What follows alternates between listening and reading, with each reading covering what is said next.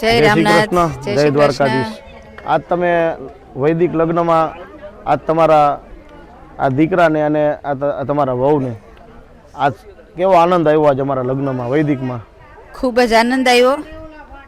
અત્યારના ટ્રેન્ડ મુજબ જે બધા ફિલ્મી ગીતો વગાડે છે એના કરતાં ભગવાનના નામ અને એ જે ઓરા ક્રિએટ થયું, ભગવાનનું સંકીર્તન કર્યું, શ્લોકો ગવાણા, વૈદિક ઉચ્ચારો થયા, એનાથી છોકરાઓને આશીર્વાદ મળ્યા અને ખૂબ સરસ વાતાવરણ ઊભું કરી દીધું તમે સાગરભાઈ, તે બદલ આપનો ખૂબ ખૂબ આભાર।